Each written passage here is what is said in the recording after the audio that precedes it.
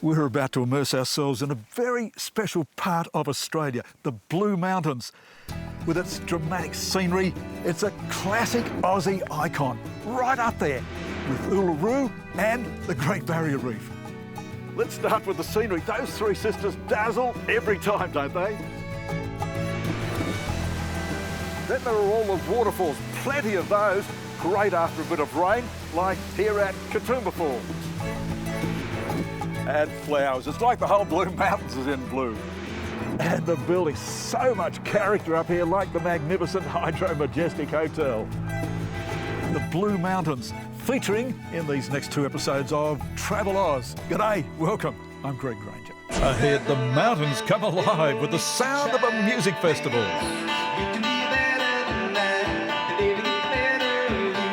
The world's second biggest ultra marathon. Vintage buses take us on the craft beverage trail. Dinosaurs in the rainforest. Climbers on the cliff. High tea at the Hydro. And going rooftop on the Skyway. All ahead in this episode of Travel Oz.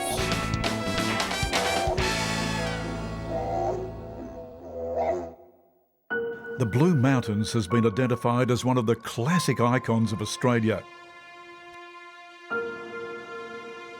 For bushwalkers, this is Mecca.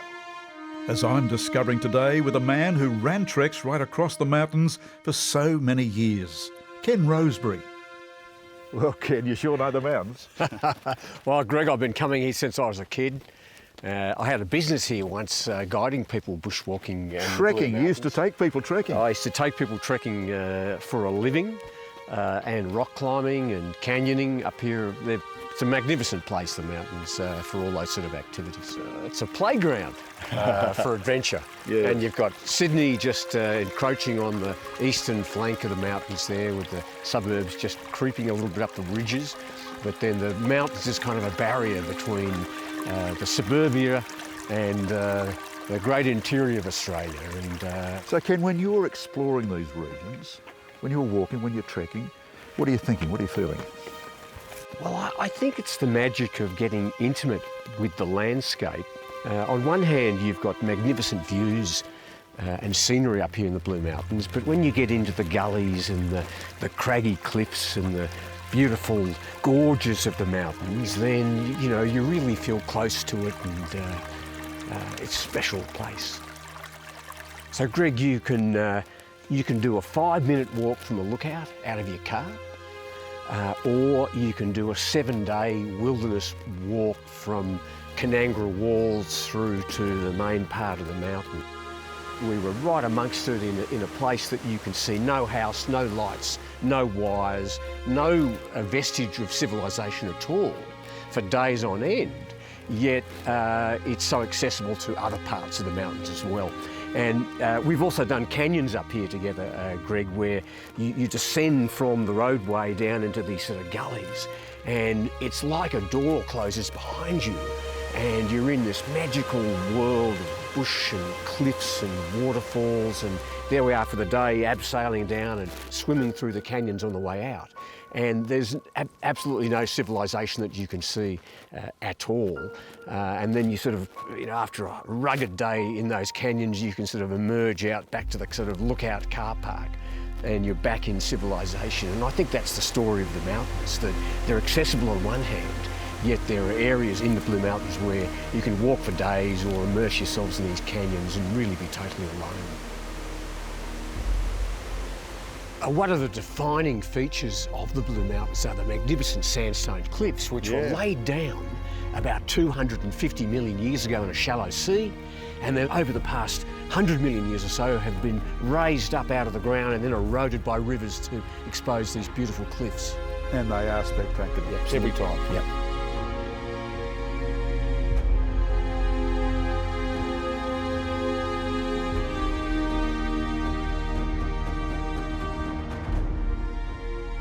Walking in daylight, wonderful.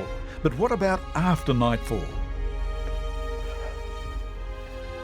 Well, as if all that daytime walking wasn't enough, now you can go trekking at night. There's a new night walk here in Katoomba.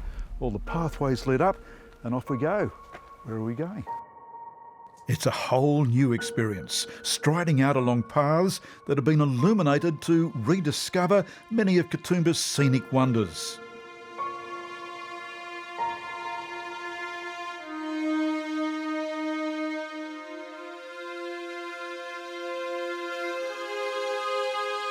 Spotlights are trained on both cliffs and waterfalls, with one of the highlights being Katoomba Falls.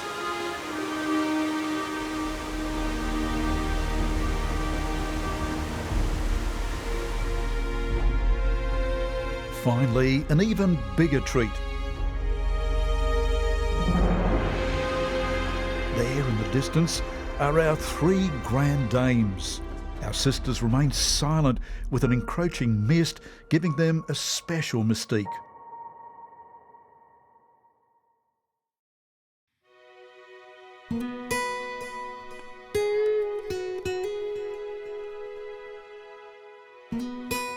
From walking the mountains to jogging, a complete change of pace as we follow a major international event staged from Katoomba.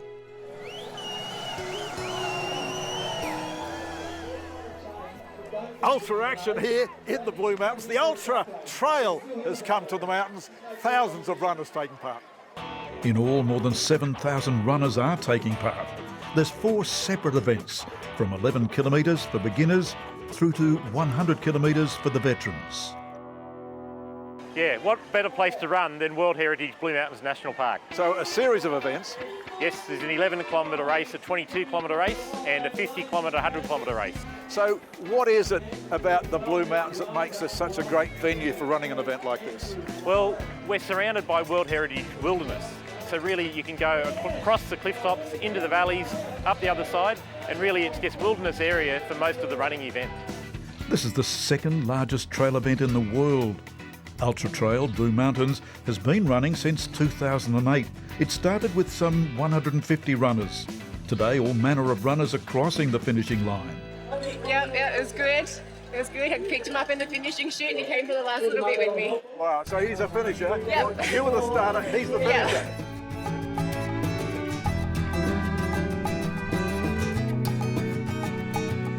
So you've just flown in from the Netherlands. That's right, yeah. Did you run a lot there? I did actually, yeah. It's a good place for running and very cold, similar to here. So how is here to run? Oh, it is absolutely beautiful. I might have taken 100 photos. And the medallion? I finished, I did it. So that's your... Amazing, so happy. One of the oldest runners, Neil Cavill from Wollongong. How was it, Neil? Very good. Up the mountain, down the mountain, a bit sloppy out there, but the hills are amazing, yep. Beautiful scenery to run in. Absolutely amazing. I've ran in some good places, Kosciuszko, but this one takes the cake. You've had a health issue, but you're back strongly. I am back strongly, but I've got a long way to go. You had a heart operation a couple of weeks ago. I did about 16 weeks ago, yep. How are you feeling? Pretty good. Big event is the 100-kilometre marathon, with Rhys Edwards from Melbourne the winner, clocking in at 8 hours 10 minutes.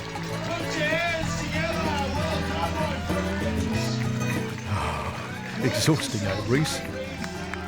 First woman across the line is Anna McKenna from Canberra, with a time of 9 hours 15 minutes. Ultra Trail Australia, an energetic introduction to our next Blue Mountains experience. Some of Australia's most talented musicians. Well, the Blue Mountains attract some extraordinary musical talent up here for the 3-day annual Blue Mountains Music Festival. Come, let's enjoy. First sign of music magic comes in the streets of Katoomba, where one-man maestro Uptown Brown busks for arriving music fans.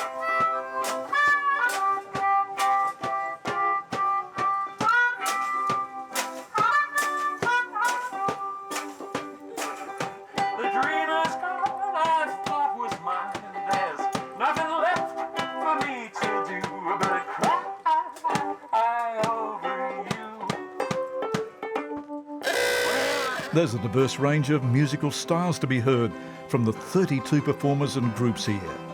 From the evocative 18 compositions from acclaimed guitarists Slava and Leonard Gregorian.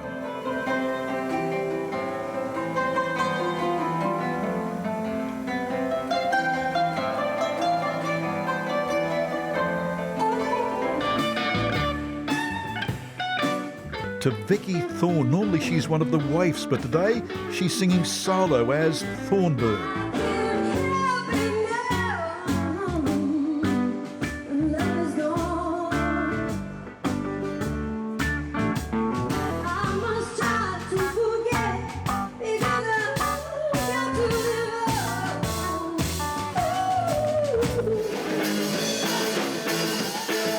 To the mad as hell group, 1920.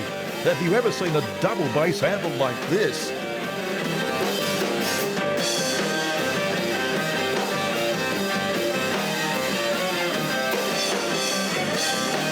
John, you're pretty handy with this bass. Thank you.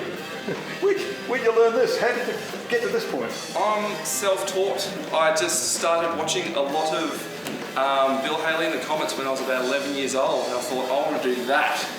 And if you've seen Bill Haley and the Comets, their bass player is crazy, does all kinds of aerial tricks standing on it, and everything I do is stolen completely from 1950s bass players. So, this particular double bass has been specifically built especially for you? It has. It was built for me in Melbourne by Ben Puglisi. It's been reinforced, it's all bolted together. It's a Franken bass. It's strong, you can stand on it, you can... I can stand on it, and play it, I can do all kinds of...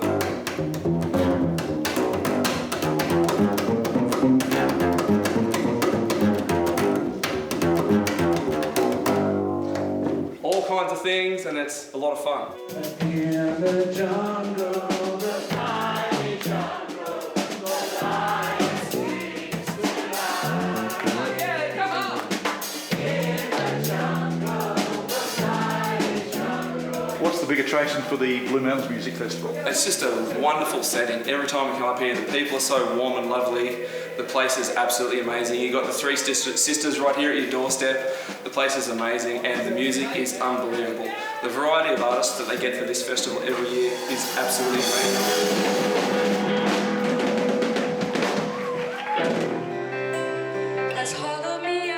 There are beautiful on-stage collaborations, like Leora and Dominique's performance.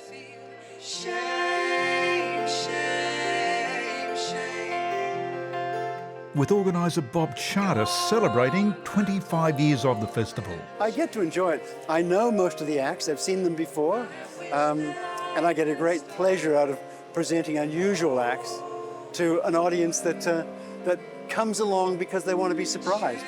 They know the festival, they know its tradition of being a small, intimate festival that is acoustic in nature, and it's the Blue Mountains that's the attraction as well. You come back and trip me up again.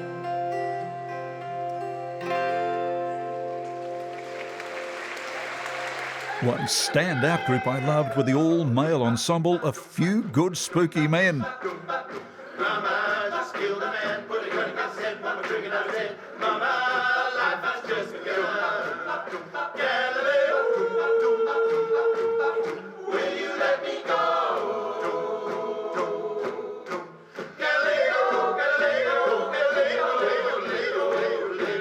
And finally, the headline act, John Butler.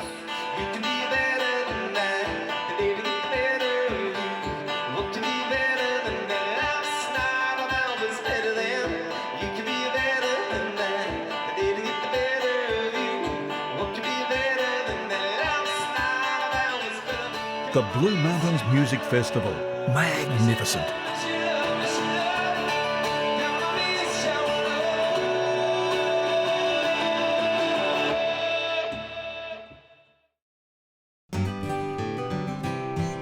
One venue that attracts many locals is the Blackheath Growers Market. Nicole Riley is organising. We run Rain, Hail or Shine. We've been here for 19 years this year. And we have local and regional produce that join us every month here. It's just a beautiful place in the Blue Mountains. The park's beautiful. We have music, live music, lots of good walks. So people come and do tourism things and come and support the local farmers and growers and producers. Local produce like mushrooms are on sale here. Growing them, Steve McCulloch. In a previous life, I was an aircraft engineer. Now I grow mushrooms. And I'm having a ball with it, actually. I'm really enjoying it. And fresh veggies. Neil Duncan grows them. We have quite a range of seedlings for vegetables and tomatoes and everything else for the home gardener. So you're the grower? Yes. You're the seller? Yep, that's right. It's got to be perfect. It's got to be. Inside, all manner of local products are on sale, with Nicole presenting a hamper for the raffle winners. The Blackheath Growers Market, our entree to yet another festival, Equinox.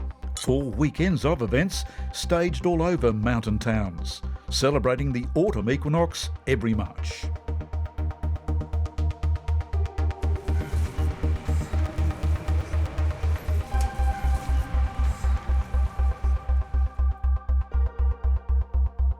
Equinox, an autumn celebration of the senses.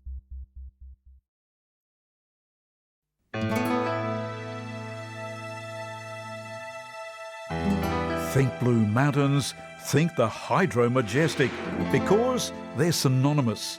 Those brilliant white series of buildings straddle the escarpment overlooking the magnificent Megalong Valley. It's a classic Aussie icon, the brainchild of eccentric businessman Mark Foy. Dream location and a very colourful history, as we're about to experience with the Hydro's Megan Yavasi. Megan. Hi Greg, welcome to the Hydro Majestic Hotel. Well, thank you, thank you. Let me show you around. So Megan, location. Yes, Greg, the Hydro Majestic takes up 1.1 kilometres across the escarpment here, overlooking the beautiful Megalong Valley. It is beautiful, and it's so big. You're on, what, 3 blocks of land here? That's right, Mark Foy purchased 3 land holdings to build his Hydro Majestic Hotel back in 1904. Wow, inside, spectacular.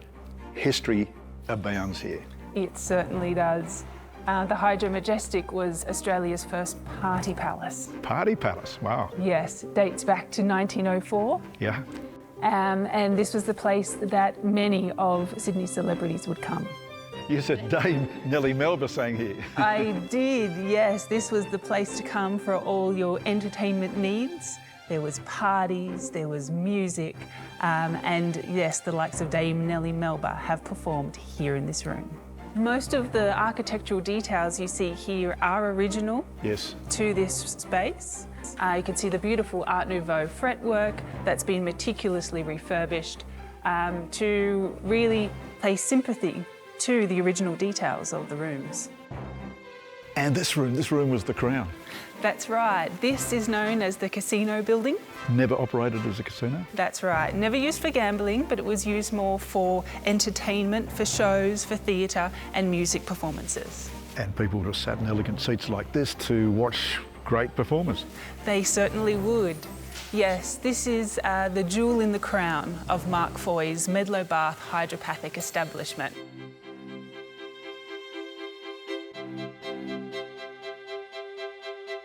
This room designated for gentlemen. Yes, so the space that we're in now is known as the Gentleman's Lounge. And I mention gentlemen because the Hydro Majestic back in the 20s was prohibitively expensive for anyone who wasn't already part of the upper echelons of Sydney society. So in here, pool tables? Pool tables, smoking, drinking, you name it.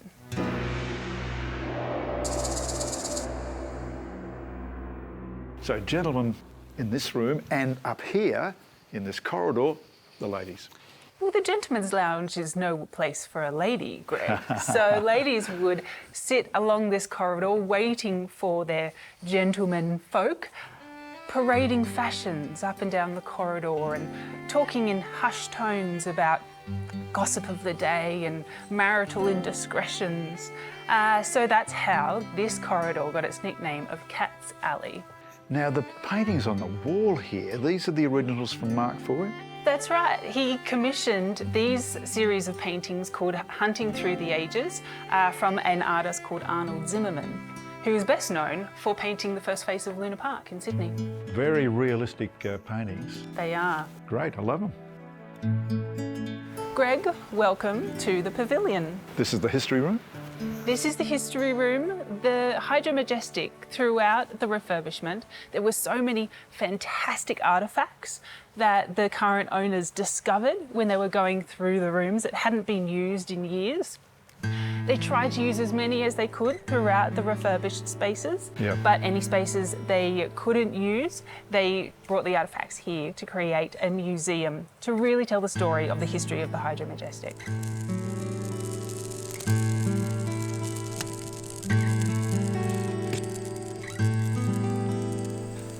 The Hydro Majestic is not just for people staying overnight, Greg. It's an attraction for day trippers, people coming up to the Blue Mountains. It's only an hour and a half from Sydney, and you can come in, you can experience the Hydro Majestic, anything from staying overnight to Devonshire tea by the fire, as we're enjoying here. Not only all that, they put on great entertainment here. 2 opera singers tonight, Venice Nights. We are going to be spoiled. Libiamo negli che la bellezza infiora e la fuggevol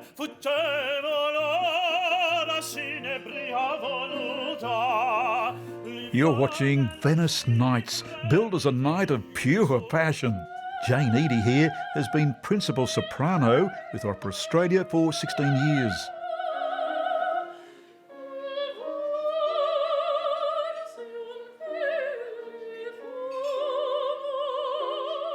It's a wonderful spot for opera because, you know, opera is all heightened emotion and the Hydro is so beautiful. Everywhere you look, something is beautiful. So I think they're just a perfect match. And this dynamic performer is Brad Cooper, an acclaimed tenor who has a big following in Europe.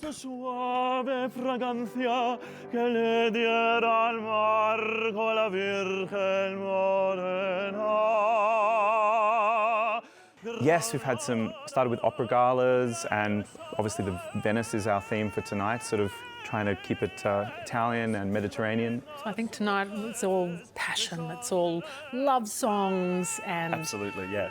You know, exuberance and just, yeah, Mediterranean passion. Exactly. An evening of opera at the Hydro Majestic.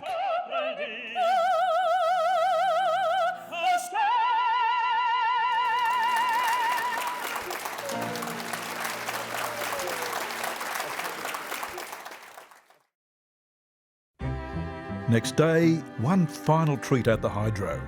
High tea.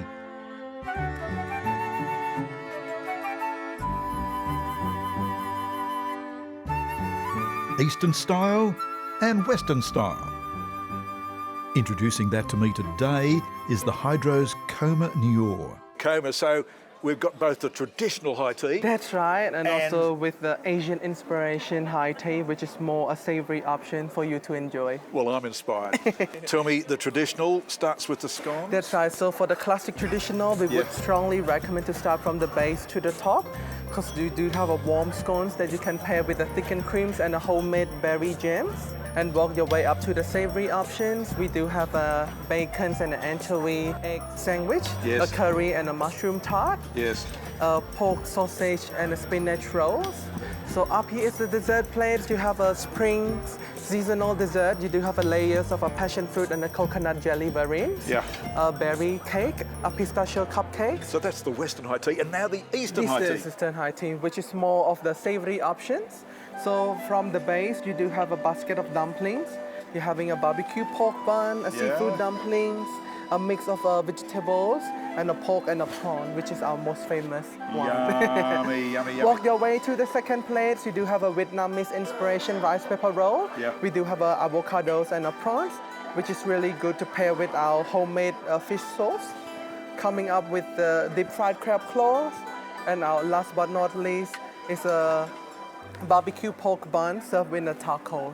And finally up top there? Up top, desserts again. You do have like a pandan and a coconut cake, Japanese cheesecake, layers of passion fruits and a mandarin shortcake, rose and lychee tart. And the last one in the variant is a layers of a refreshing guava, mangoes, and a coconut mousse. Thanks, Coma. Then let's enjoy some blossom tea. Watch the bulb of hand-picked tea leaves gently unfold. An eastern treat to cap off our high tea at the Hydro. And wind up our first episode in Australia's glorious Blue Mountains.